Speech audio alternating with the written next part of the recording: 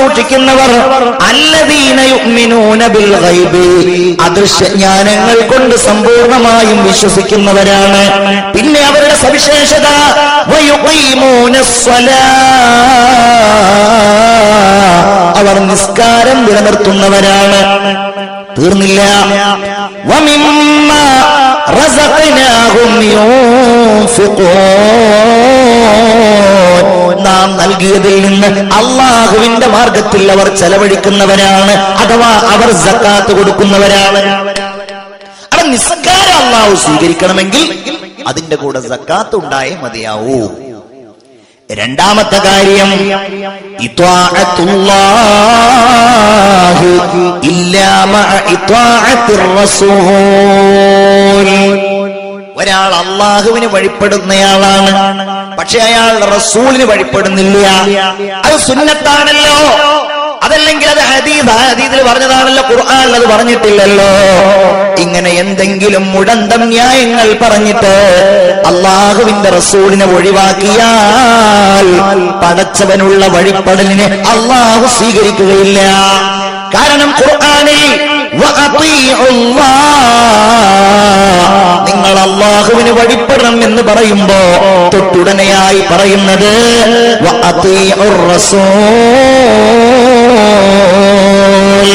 അല്ലാഹുവിനെ നിങ്ങൾക്ക് പരിചയപ്പെടുത്തിയ ഖുർആൻ, നിങ്ങൾക്ക് പാരായണം ചെയ്തു തന്ന, എല്ലാ നന്മകളും നിങ്ങൾക്ക് നൽകിയ, ലോകത്തിന്റെ സകലമാന ഗുണങ്ങളും ഈ ലോകത്ത് അവതരിപ്പിച്ച, എല്ലാ നന്മകളിലേക്കും ലോകത്തെ കൈപിടിച്ചു കൊണ്ടുപോയ ആദരവായ മുഹമ്മദ് മുസ്തഫ, സ്വലാത്ത് ചൊല്ലൂ മുഹമ്മദ് മുസ്തഫ സല്ലല്ലാഹു അലൈഹി വസല്ലമക്ക് വഴിപ്പെടാതെ അല്ലാഹുവിന് വഴിപ്പെടാണ് എന്ന് പറഞ്ഞിട്ട് കാര്യമില്ല. മൂന്നാമത്തതോ ശുക്റുല്ലാഹ്, അല്ലാഹുവിനുള്ള നന്ദി അല്ലാഹു സ്വീകരിക്കും. എന്താ അല്ലാഹുള്ള നന്ദി എന്ന് പറഞ്ഞാൽ? എന്ത് അമലും അല്ലാഹുള്ള നന്ദിയാണ്. ഏത് സൽക്കർമ്മവും പടച്ചവനുള്ള നന്ദിയാണ്, ഏത് ദുഷ്കർമ്മവും അല്ലാഹുവിനോടുള്ള നന്ദി കേടാണ്. അൽഹംദുലില്ലാഹ്, ആ വാക്ക് അല്ലാഹുള്ള നന്ദിയാണ്. റുക്കൂ നന്ദിയാണ്, സുജൂദ് നന്ദിയാണ്, നിസ്കാരം നന്ദിയാണ്, ഇരുത്തം നന്ദിയാണ്. പക്ഷെ ഇതൊന്നും അല്ലാഹു സ്വീകരിക്കില്ലല്ലോ. ഇല്ലാ മഅ ശുക്രി വാലിദൈഹി, ഈ ലോകത്തേക്ക് നീ ജനിക്കുന്നതിന്റെ കാരണക്കാരായ നിന്റെ മാതാവിനും പിതാവിനും നന്ദി ചെയ്യാതെ അല്ലാഹു നിന്റെ നന്ദിയെ സ്വീകരിക്കില്ല. കാരണം അല്ലാഹു ഖുർആനിൽ പറഞ്ഞിട്ടുള്ളത് അനിഷ്കുർലി വലിവാലിദൈക ഇലയ്യൽ മസീർ, നീ എനിക്ക് നന്ദി ചെയ്യാ, നിന്റെ മാതാപിതാക്കൾക്കും നന്ദി ചെയ്യാ എന്നുള്ളതാണ്. അപ്പൊ ഇത് ഗൗരവമാണല്ലോ. ഇതിന്റെ ഏറ്റവും വലിയൊരു പ്രശ്നം എന്ന് പറഞ്ഞത്, നമ്മളൊക്കെ ഈ ഇരിക്കുന്നവരിൽ അധിക പേരും വാപ്പാര്, അതല്ലെങ്കിൽ വാപ്പാരാവാൻ ആഗ്രഹിക്കുന്നവര്, അപ്പുറത്ത് ഈ സ്ക്രീനിൽ വാള് കാണുന്ന സ്ത്രീകൾ, ഉമ്മമാർ, അവരധികവും മാതാക്കൾ, കുഞ്ഞുങ്ങളെ പോറ്റി വളർത്തുന്നവർ, പേരക്കിടാങ്ങളൊക്കെ ഉള്ളവരായിരിക്കും. എല്ലാവർക്കും ഒരാഗ്രഹമുണ്ട്, എന്റെ മകൻ എന്നെ അനുസരിക്കണ്ടെന്ന് ആഗ്രഹിക്കുന്നവരാരുള്ളത്? ഇല്ല. എന്റെ മകൻ ഞാൻ പറഞ്ഞത് കേൾക്കരുത്, അവനോട് മോശമായി പെരുമാറണം എന്ന് ആഗ്രഹിക്കുന്ന ഒരാളും മാതാപിതാക്കൾക്കിടയിൽ ഉണ്ടാവും എന്ന് എനിക്ക് തോന്നുന്നില്ല. എല്ലാരും ആഗ്രഹിക്കണ്ട, എന്റെ മോൻ എന്നെ സ്നേഹിക്കണം, അവൻ എനിക്ക് വേണ്ടത് തരണം, ഞാൻ പറഞ്ഞവൻ അനുസരിക്കണം, എന്റെ ഈ വാർദ്ധക്യകാലത്ത് അവൻ എന്നെ സംരക്ഷിക്കണം. എന്തിനാണ് പറയണം? 2 വയസ്സായ മക്കൾ വരെ നമ്മൾ പറഞ്ഞത് കേൾക്കാതിരുന്നത് നമ്മുടെ ദേഷ്യത്രയായിരിക്കും. ചെറിയ മോനെ 2 വയസ്സും ആവണ്ട, ചെറിയ മുല കുടിക്കുന്ന കുഞ്ഞുങ്ങൾ പോലും ഉമ്മമാരുടെ അടുക്കൽ നിന്ന് അടിമേടിക്കാറുണ്ട്. എന്തിന്? കരച്ചിൽ നിർത്താൻ പറഞ്ഞിട്ട് നിർത്താത്തതിന്റെ പേരിൽ. അങ്ങനെയാണ് നമ്മുടെ സ്വഭാവം. എന്നാൽ ഈ വിചാരിക്കുന്ന എന്നെ കുറിച്ച് അങ്ങനെ കരുതിയിരുന്ന, അങ്ങനെ സ്വപ്നം കണ്ടിരുന്ന എന്റെ ഉമ്മയെ ഞാൻ അനുസരിക്കാറുണ്ടോ? അവർക്ക് ഞാൻ സ്നേഹം പകർന്നു നൽകിയിട്ടുണ്ടോ? എന്റെ വാപ്പാക്ക് വേണ്ട സ്നേഹവും കാരുണ്യവും അവരുടെ ജീവിതത്തിലോ ജീവിതാനന്തരമോ ഞാൻ നൽകിയിട്ടുണ്ടോ എന്ന് ചിന്തിക്കേണ്ടവരല്ലേ പ്രിയപ്പെട്ടവരെ നമ്മൾ. പിന്നെ നമ്മളുടെ ഈ വിചാരം കൊണ്ടെന്ത് ഫലം? നമ്മൾ സ്വാർത്ഥരാവരുത്, അഥവാ അവനവന്റെ കാര്യം മാത്രം നോക്കുന്നവരാകരുത്. നമ്മുടെ വീടിന്റെ അകത്തളങ്ങളിൽ കണ്ണുകൾ കുഴിഞ്ഞുപോയ, തൊലി ചുളിഞ്ഞുപോയ, ആരോഗ്യം നഷ്ടപ്പെട്ടു പോയ, വാർദ്ധക്യത്തിലേക്ക് എത്തിയ നമ്മുടെ പ്രിയപ്പെട്ട ഉമ്മയുണ്ട് എങ്കിൽ അവരെ നമ്മൾ അവമതിക്കുകയാണ് എങ്കിൽ, അവരോട് നമ്മൾ ക്രൂരമായോ മോശമായോ പെരുമാറുകയാണ് എങ്കിൽ അല്ലാഹുവിന്റെ റസൂല് പറയാണ്, ലാ തുഖ്ബലു സ്വലാത്തു സാഖിതി അലൈഹി അബവാ ഗൈറ ളാലിമീന ലഹു. മാതാവും പിതാവും അവരെ ആക്രമിച്ചിട്ടില്ല, ദ്രോഹിച്ചിട്ടില്ല. മാതാവിനെയും പിതാവിനെയും അവൻ ആക്രമിച്ചിട്ടില്ല. പക്ഷേ എന്തോ കാരണത്താൽ അവനോട് കോപത്തിലാണ്. ദേഷ്യം പിടിക്കണം എന്നുണ്ടെങ്കിൽ വലിയ കാരണമൊന്നും വേണ്ട. ചിലപ്പോ ഒന്ന് നോക്കിയാൽ മതിയാവും, ചിലപ്പോ ഒന്ന് നോക്കാതിരുന്നാൽ മതിയാവും. നിസ്സാര കാരണങ്ങൾ മതി. എന്തെങ്കിലും കാരണത്താൽ ഉമ്മായുടെയോ ബാപ്പായുടെയോ മനസ്സിൽ കോപമുണ്ട് എങ്കിൽ പിന്നെ ഇവന്റെ നിസ്കാരം അള്ളാഹു സ്വീകരിക്കില്ല. ഇത് ഗൗരവമാണ്, ഇത് പ്രധാനപ്പെട്ടതാണ്. ഇന്നത്തെ കാലത്തെ ഏറ്റവും വലിയ പ്രശ്നവും അതാണ്. കാരണം സൗകര്യങ്ങൾ കൂടി, എല്ലാ സംവിധാനങ്ങളുമായി. ഒറ്റയ്ക്ക് താമസിക്കാൻ വേഗത്തിൽ മക്കൾക്ക് കഴിയുന്നു, വേഗത്തിൽ കുടുംബസമേതം ഗൾഫിലേക്ക് പറക്കാൻ കഴിയുന്നു. ഇവിടെ അവഗണന കൂടി വരുന്ന കാലഘട്ടമാണ്. അതാണ് നമ്മൾ തിരിച്ചെടുക്കേണ്ടത്. ഇല്ല, ഈ സമുദായത്തിന്റെ ഏറ്റവും വലിയ ഒരു ഉന്നതിയായി, മഹത്വമായി ഖുർആനിന്റെ അമരധ്വനി നമ്മുടെ മുമ്പിൽ മുഴങ്ങുകയാണ്. കോഴിക്കോട് കടപ്പുറത്ത് നമ്മുടെ ഒരു ചെറുപ്പക്കാരനായ പണ്ഡിത സുഹൃത്ത് വൈകുന്നേര സമയത്ത് അസ്തമാന സൂര്യന്റെ ചെങ്കതിരുകളും കടലിന്റെ ആടുന്ന അലറുന്ന തിരമാലകളും ആസ്വദിച്ച കടൽ തീരത്തിങ്ങനെ ഇരിക്കുകയാണ് കോഴിക്കോട് ബീച്ചിൽ. കുറച്ചപ്പുറത്ത് വേറെ ഒരാൾ ഇങ്ങനെ വന്നിരുന്നു. അങ്ങോട്ടും ഇങ്ങോട്ടൊക്കെ നോക്കി, ചിരിച്ചു, സംസാരിച്ചു. നിങ്ങൾ എവിടുത്തുകാരനാണ്? അയാൾ പറഞ്ഞു, ഞാൻ കോട്ടയത്തുകാരനാണ്. ആളൊരു ക്രിസ്ത്യാനിയാണ്. ഞാൻ ഇന്നയാളാന്ന് ഇയാളും പറഞ്ഞു. രണ്ടാളും അങ്ങോട്ടും ഇങ്ങോട്ടും ഇങ്ങനെ സംസാരിച്ച്, നിങ്ങൾ ഇവിടെ എന്ത് ചെയ്യുന്നു? ഞാൻ ഇവിടെ ഒരു ജ്വല്ലറി നടത്തുന്നു. താമസം എവിടെയാ? താമസിക്കുന്ന സ്ഥലം പറഞ്ഞു. വീട്ടിലാരൊക്കെയുണ്ട്? എന്റെ ഭാര്യയും എന്റെ കുഞ്ഞുങ്ങളുമുണ്ട്. അവരിവിടെ പഠിക്കാണ്. അമ്മയില്ലേ? അയാൾ പറഞ്ഞു, അമ്മ ഇല്ല. അതെന്തേ? അമ്മ കോട്ടയത്താണ്, അമ്മ ഇങ്ങോട്ട് വരാറില്ലേ? ഇല്ല. എന്തേ? അമ്മയുമായി ഞാൻ പിണക്കത്തിലാണ്. എന്താ കാര്യം?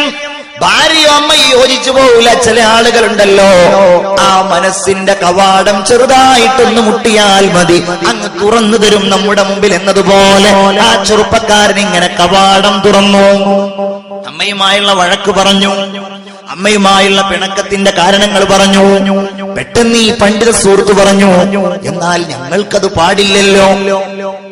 അതെല്ലാരും എന്താ നിങ്ങൾ അങ്ങനെ പറയുന്നത്? ഞങ്ങൾക്കത് പാടില്ല, ഞങ്ങളുടെ മതം അതിനനുവദിക്കുന്നില്ല, അത് ഞങ്ങളുടെ ആരാധനയുടെ ഭാഗമാണ് എന്ന് പറഞ്ഞു. മതത്തിൽ അങ്ങനെയുണ്ടോ? ഉണ്ട്. എന്താണ്?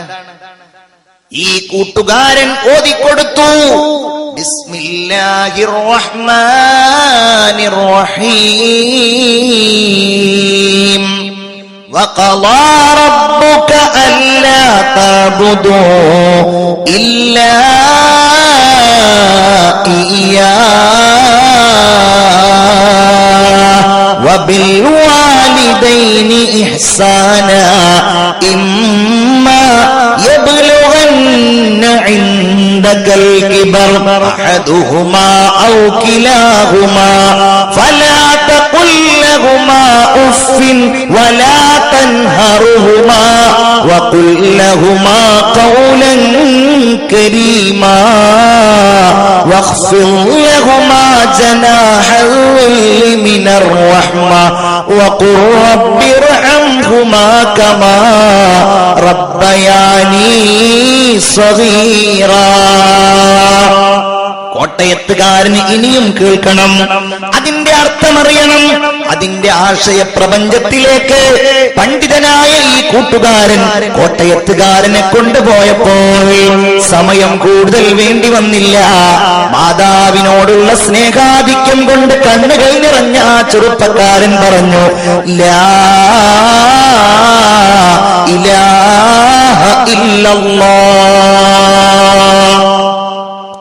ഇത് ദീനിലല്ലാത്ത മറ്റേത് മതത്തിലുണ്ട്. വെല്ലുവിളിയൊന്നുമല്ല കേട്ടത്. മറ്റു മതങ്ങളിൽ ഉമ്മയെ ബഹുമാനിക്കണ്ട, വാപ്പയെ ബഹുമാനിക്കണ്ട എന്നുണ്ട് എന്നല്ല, പക്ഷെ ഇത്ര വിശദമായി ഈ കാരുണ്യത്തിന്റെ സ്നേഹസ്പർശം ഇത്ര ഹൃദ്യമായി എവിടെയുള്ളത്? എന്താ പറഞ്ഞത്? വഖളാ റബ്ബുക്, നിന്റെ റബ്ബ് വിധിച്ചിരിക്കുകയാണ്. എന്ത്? അല്ലാ തഅബുദൂ ഇല്ലാ ഇയ്യാ, അല്ലാഹുവിനെ അല്ലാതെ നീ ആരാധിക്കരുത്, നിങ്ങൾ അല്ലാഹുവിനല്ലാതെ ഇബാദത്ത് ചെയ്യരുത്. ഇനി എന്താ അത് വേണ്ടത്? അതിലപ്പുറം വേറെ വല്ല വിധി ഉണ്ടോ? അത് പടച്ചോൻ വിധിച്ചതല്ലേ എന്നായിരിക്കും അല്ലെ? നമുക്ക് പടച്ചോന്റെ വിധിയെ പ്രശ്നമില്ലാത്തുള്ളൂ. ഹെൽമെറ്റ് വെക്കാതെ പോയിട്ടുണ്ടെങ്കിൽ എത്രയാ ഫൈന്? 150? എത്രയാണ്? 100? അത് ഭയങ്കര പേടിയാണ്. യാ അള്ളാ, അത് കോടതിയുടെ വിധിയാണ്, അതിനൊക്കെ വലിയ ബേജാറാണ്. എല്ലാ വിഷയത്തിലും പടച്ചോന്റെ വിധി അത് ഇപ്പോഴൊന്നും കാണൂലല്ലോ എന്നുള്ളതാണ്. അള്ളാഹു പടച്ചോനെ ഇബാദത്ത് ചെയ്യുന്ന മുഅ്മിനീങ്ങളിൽ നമ്മളെ ഉൾപ്പെടുത്തുമാറാകട്ടെ. അപ്പൊ എങ്ങനെ ആ ഇബാദത്ത് വേണം എന്നിവിടെ അള്ളാഹ് പറയുന്നില്ല. പിന്നെന്താ പറയുന്നത്? ആ ഇബാദത്തിന്റെ അടുത്ത രൂപം വബിൽ വാലിദൈനി ഇഹ്സാനാ, മാതാവിനോടും പിതാവിനോടും ഗുണപരമായ രീതിയിൽ വർത്തിക്കണമെന്നും അല്ലാഹു തമ്പുരാൻ കൽപ്പിച്ചിരിക്കുകയാണ്, അവൻ വിധിച്ചിരിക്കുകയാണ്. ഈ വാക്ക് ശ്രദ്ധിച്ചോങ്ങള്. സാധാരണ ഉമ്മാക്ക് അറബിയിൽ എന്താ പറയാ? ഇങ്ങോട്ട് പറയും, ഉമ്മുൻ. 1ാം ക്ലാസ്സിൽ ചേരാത്ത അൽബിറിൽ പഠിക്കുന്ന മക്കൾക്കറിയാം ഉമ്മുൻ എന്നാ പറയാ. എല്ലാ ഭാഷയിലും ഒരു മീം ഉണ്ട് എന്നുള്ളതാണ്. ഇംഗ്ലീഷിൽ എന്താ പറയാ? മം അല്ലെങ്കിൽ മദർ. ഉറുദുവിൽ പറയും മാ, അമ്മി എന്നൊക്കെ പറയും. അമ്മി, ഉമ്മാക്ക് പറയാം അമ്മി. പിന്നെന്താണ് പാശ്ചാത്യൻ സ്റ്റൈലിൽ ഉമ്മായെ വിളിക്കുന്നവരെന്താ വിളിക്കുക? മമ്മി എന്നാ വിളിക്കുക. അവിടെ അങ്ങനെ വിളിക്കുന്നവരുണ്ടോ എന്ന് എനിക്കറിയില്ല. അത് പിന്നെ ഏത് ഭാഷ എടുത്ത് നോക്കിയാലും ഒരു മീമുണ്ട്. അതിന്റെ കാരണം എന്താണെന്നറിയോ? ഈ ഒരു കുഞ്ഞ് ആദ്യമായി പറയുന്ന ഉച്ചരിക്കുന്ന അക്ഷരങ്ങളിൽ പ്രധാനപ്പെട്ടത് മാ എന്നുള്ളതായിരിക്കണം. ചുണ്ടുകൾ കൂട്ടിയിട്ട് വരുന്ന ശബ്ദമാണല്ലോ മാ മാ. അങ്ങനെ ആയിരിക്കണം ഉമ്മ. ഖുർആനും അത് പറഞ്ഞു ഉമ്മ. പക്ഷെ ഇവിടെ പറഞ്ഞത് ഉമ്മ എന്നല്ലല്ലോ. പിന്നെന്താ പറഞ്ഞത്? വബിൽ വാലിദൈൻ, ഉമ്മാക്ക് വാലിദത്ത് എന്ന് പറയും, വാപ്പാക്ക് വാലിദ് എന്ന് പറയും, കുട്ടിക്ക് വലത്. മൗലൂദ്, മൗലിദ്. മൗലിദ് ജനിച്ച ദിവസത്തിന് മൗലിദുർ റസൂൽ, റസൂലുള്ളാഹിയുടെ ജന്മസ്ഥലത്തിന്, അല്ലേ? ഇതൊക്കെ എങ്ങനെ വന്നു? എങ്ങനെ ഉമ്മാക്ക് വാലിദത്ത് എന്ന് വന്നു? ഇത് ഉണ്ടായ വാക്ക് വിലാദത്ത് എന്ന വാക്കാണ്.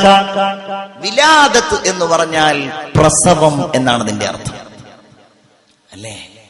ചിന്തിക്കുക, ഈ ലോകത്ത് ഒരാൾ മറ്റൊരാൾക്ക് ത്യാഗം സഹിക്കാതെ ഈ ലോകം മുന്നോട്ട് പോകില്ല. എന്താണെങ്കിലും നമ്മളിങ്ങനെ പറയും, ഞാൻ അവനക്ക് വേണ്ടി എന്തൊക്കെ സഹിച്ചിട്ടുണ്ട്.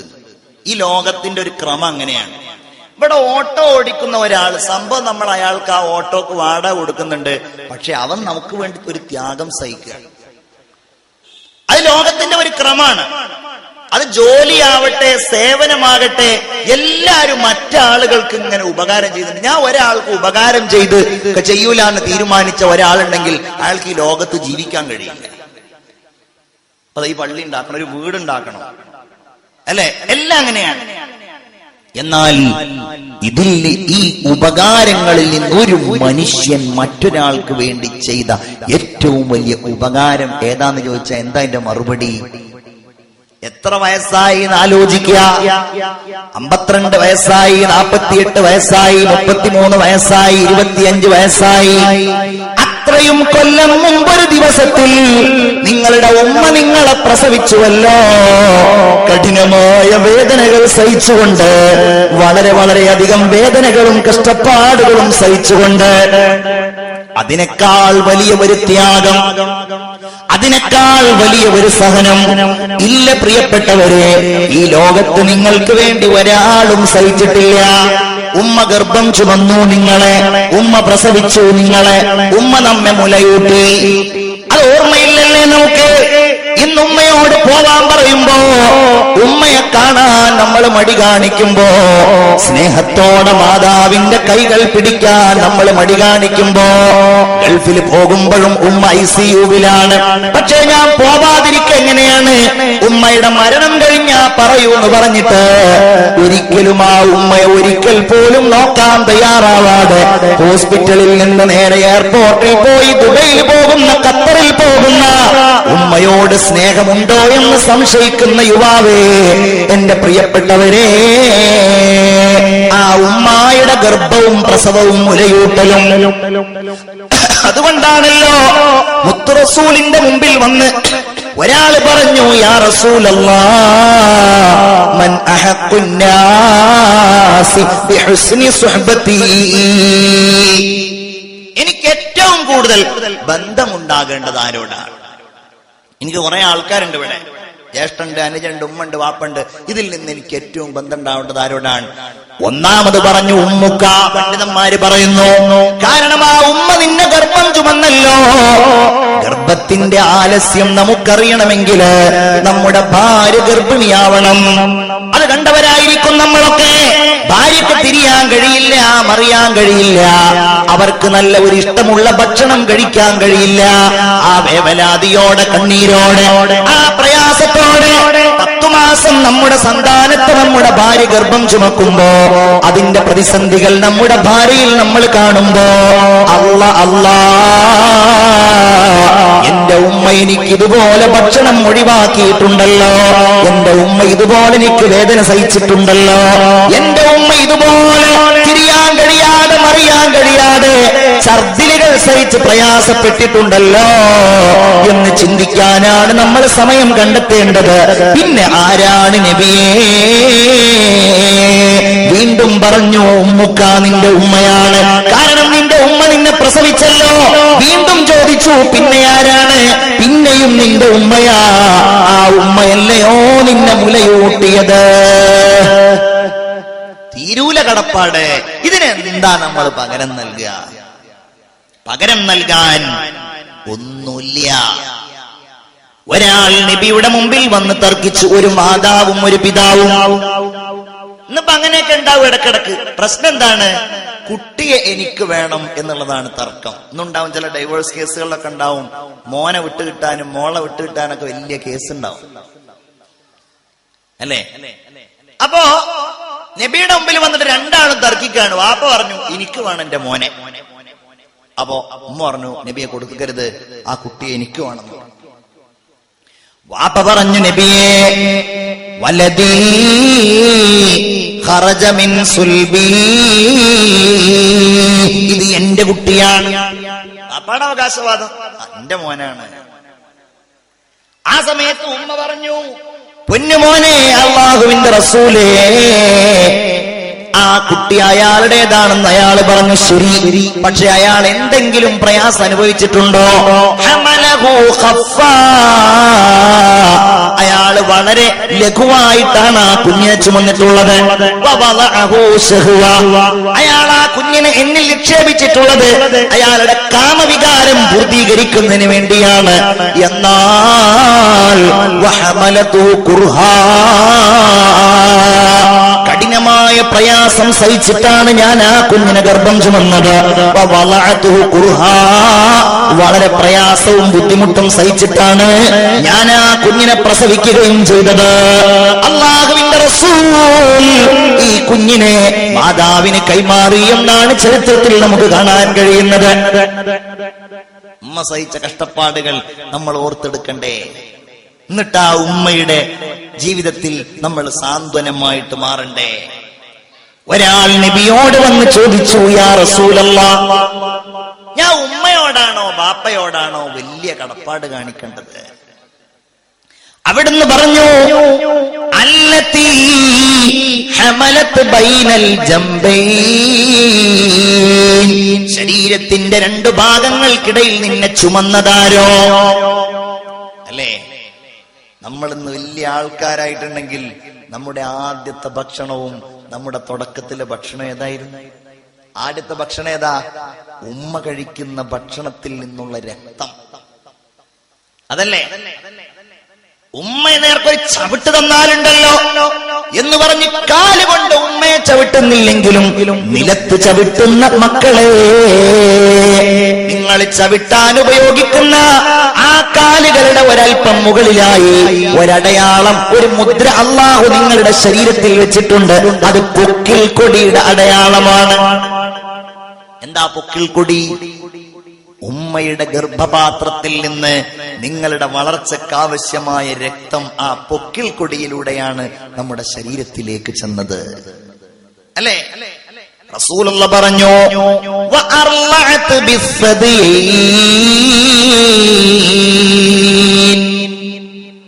രണ്ട് മുല ഉപയോഗിച്ച് നിന്നെ ഊട്ടിയതാരോ അവർക്കാണ് നീ ഖിദ്മത്ത് ചെയ്യേണ്ടത്. ആരാണത് ഒഴിവാക്കുക? ഇന്നത്തെ തലമുറക്ക് വലിയ ഒരു പ്രശ്നമുണ്ട്. ഇന്നത്തെ തലമുറ രണ്ട് കാര്യങ്ങൾക്ക് തയ്യാറാകുന്നില്ല. പ്രസവിക്കുവാനും ഗർഭം ചുമക്കാൻ തയ്യാറാകുന്നുണ്ട്, പ്രസവിക്കാൻ തയ്യാറാകുന്നില്ല. അപ്രകാരം മുലയൂട്ടാനും തയ്യാറാകുന്നില്ല. കാസർഗോഡൊക്കെ അതുണ്ടോന്ന് എനിക്കറിയില്ല. ഹോസ്പിറ്റലിൽ പോയി നോക്കൂ, ഇവിടെ എത്ര പ്രസവം നടന്നു? 20 പ്രസവം. അതിൽ നോർമൽ 1, സിസേറിയൻ 19. കാരണം എന്താ? ഡോക്ടർമാരോട് ചീത്ത പറഞ്ഞ ഡോക്ടർമാരോട് അതിനെക്കുറിച്ച് ക്വസ്റ്റ്യൻ ചെയ്തിട്ടുണ്ടെങ്കിൽ അവർ പറയും, ഇത് ഞങ്ങൾ അങ്ങോട്ട് പ്രൊമോട്ട് ചെയ്തതല്ല, അവരിങ്ങോട്ട് പറഞ്ഞതാന്ന് പറയും. സിസേറിയൻ ആയിക്കോട്ടെ, എന്നാ 2ഓ 3ഓ ക്ലോസ് ചെയ്യുമല്ലോ, പ്രസവം നിർത്തുമല്ലോ, അതൊരു സൗകര്യം. മാത്രല്ല വേദന അനുഭവിക്കണ്ടല്ലോ എന്നുള്ള. പഴയ കാലത്തുള്ള ഉമ്മമാര് പറയും, ഞാൻ നിന്നെ നൊന്തു പ്രസവിച്ചതാണ്. ആ നോവ് പോലും അനുഭവിക്കാൻ പുതിയ തലമുറയിലെ പെൺകുട്ടികൾ തയ്യാറാകുന്നില്ലത്രേ. മറ്റൊന്ന് മുലയൂട്ടലാണ്.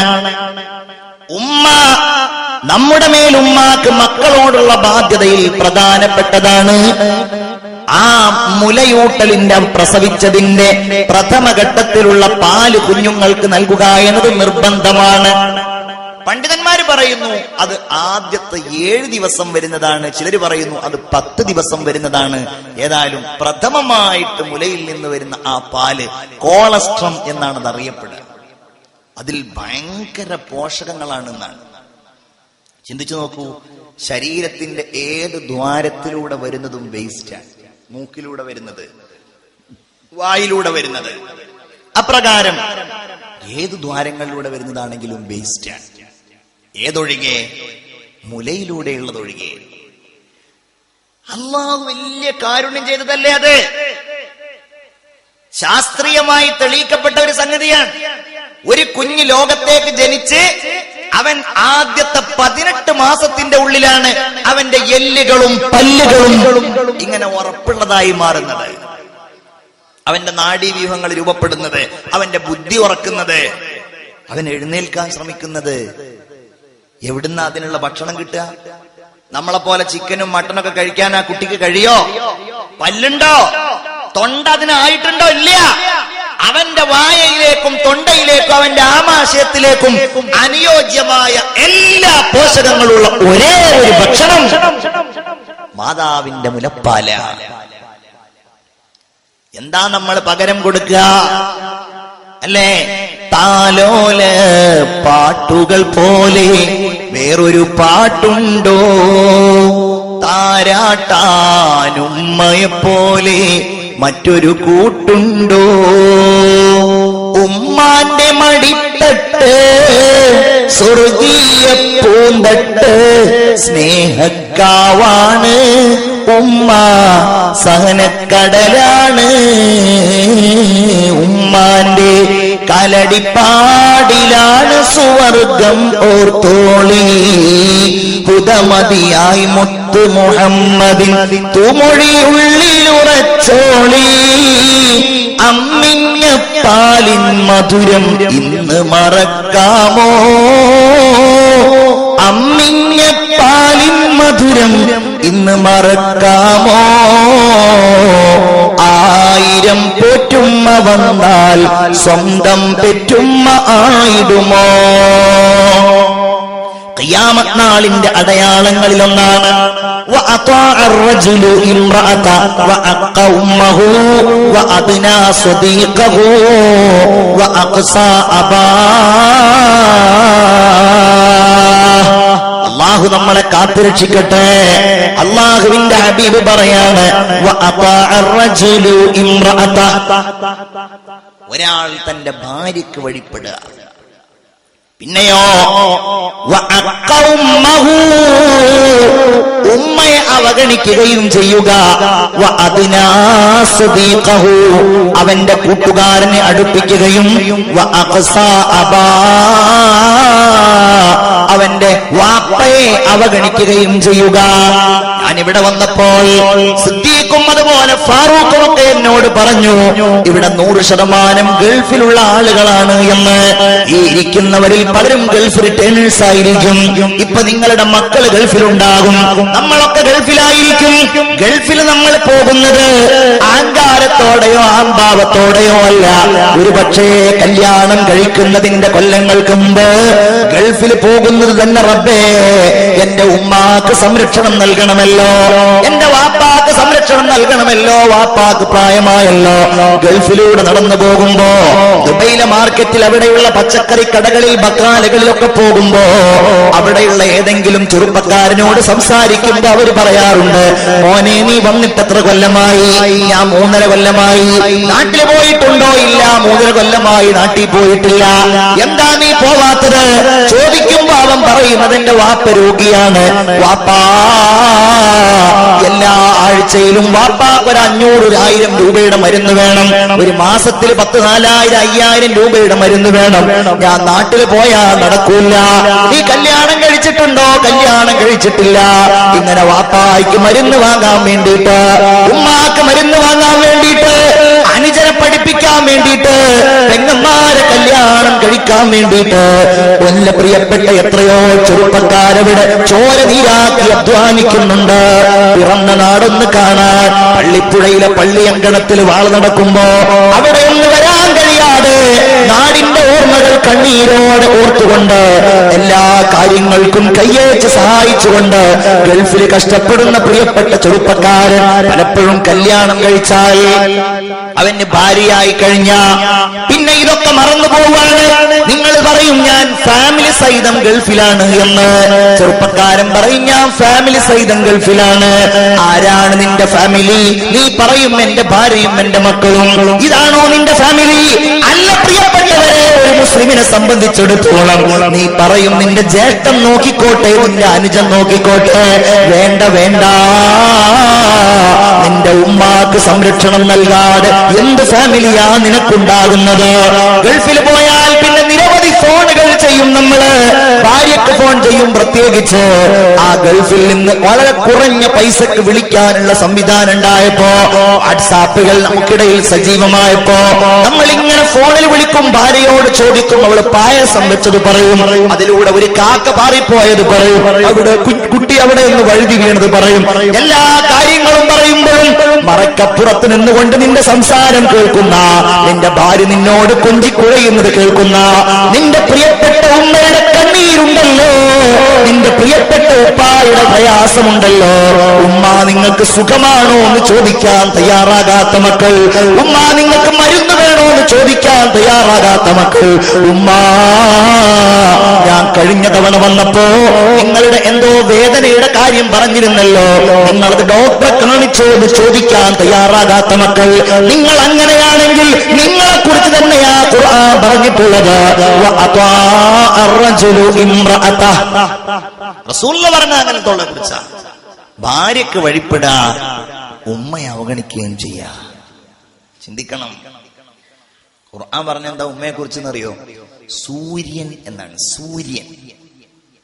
ഉമ്മ സൂര്യൻ തന്നെയല്ലേ? ഉമ്മ ഇല്ലെങ്കിൽ നമുക്ക് ആ വാപ്പുണ്ടോ? ഉമ്മ ഇല്ലെങ്കിൽ ജ്യേഷ്ഠാനുജന്മാരുണ്ടോ?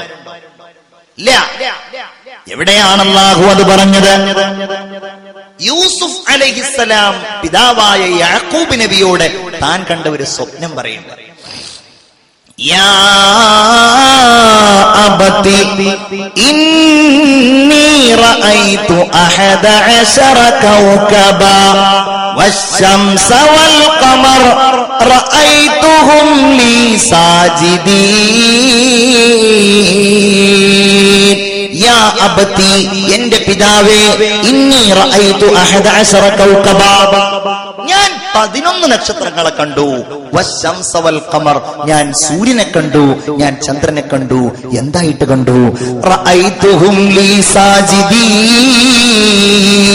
എന്റെ മുമ്പിൽ സുജൂദ് ചെയ്യുന്നതായി ഞാൻ കണ്ടു. സുബ്ഹാനല്ലാഹ്. ഈ 11 നക്ഷത്രങ്ങൾ ബഹുമാനപ്പെട്ടവരുടെ സഹോദരന്മാരായിരുന്നു. ചന്ദ്രൻ വാപ്പയായിരുന്നു, സൂര്യനോ ഉമ്മയായിരുന്നു.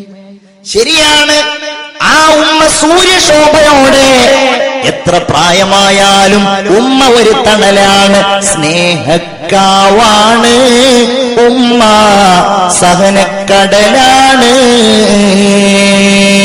അതുകൊണ്ട് ഞാൻ സാന്ദർഭികമായി പറയുകയാണ്, ആ ഉമ്മയോടുള്ള സ്നേഹത്തിന്റെ ഭാഗമായി ഉമ്മയുടെ ഗർഭപാത്രത്തിലൂടെ ഉണ്ടായ എല്ലാ ബന്ധങ്ങളെയും നമ്മൾ വിലമതിക്കുന്നവരാകണം. അത് നമ്മുടെ മേൽ നിർബന്ധമാണ്.